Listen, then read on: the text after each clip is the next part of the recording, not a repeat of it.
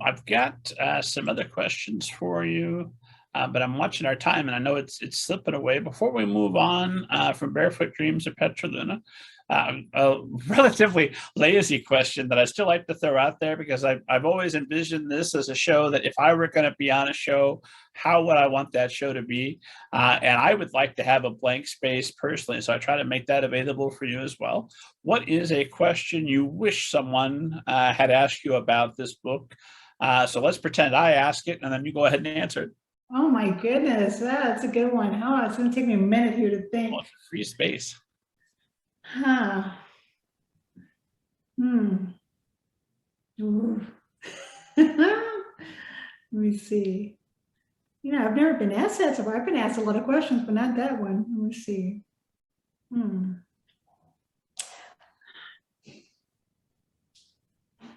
I can ask you a small one while you think, if you like. Yeah, give me. I have to put that in the back burner of my brain. I guess I have only certain neurons available. Chapter titles in Spanish.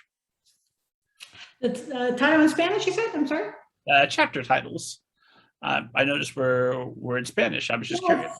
They were. When I was typing them, it just inspired me to write it. I guess probably because at the beginning I have a quote, a Mexican dicho or proverb, that I put at the beginning of the book, and that's one that I've always liked since I was a kid.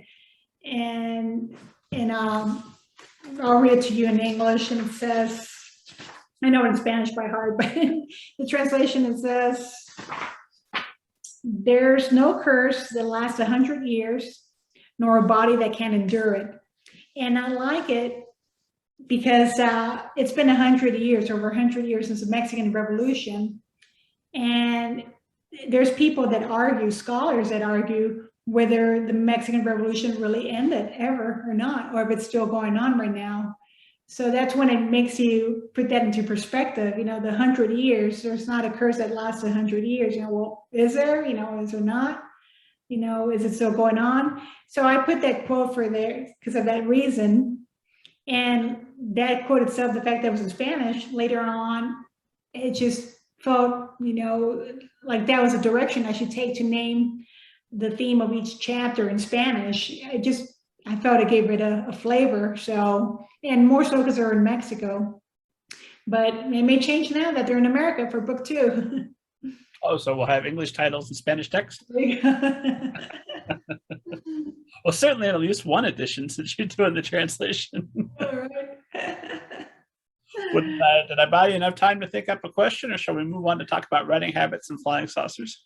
Oh, well, I was going to talk about, I looked at my pens and I said, oh, maybe if somebody asked me, do you handwrite or, or do you type on your story?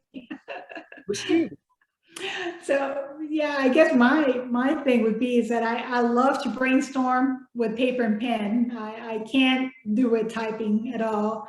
It has to be paper and pen when I brainstorm, and I feel like there's more freedom in a physical page when I just jot down upside down, spin it around, circle it. I feel like it's almost a dance, so I get to do that. And I can't do that in the typewriter. So once I have the brainstorming or notes or dialogue or characters, even, trying to draw the characters, which I'm not going to show because I'm no artist by any means, but sometimes I do that. And that's something I can't do with my laptop.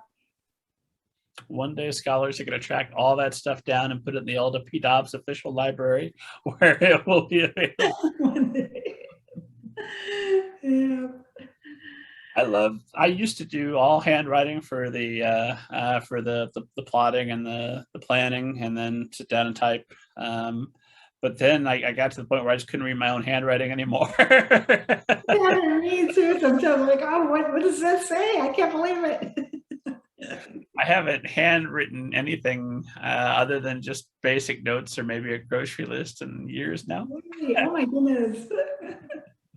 Everything typed or put on the phone. Say it ain't so. So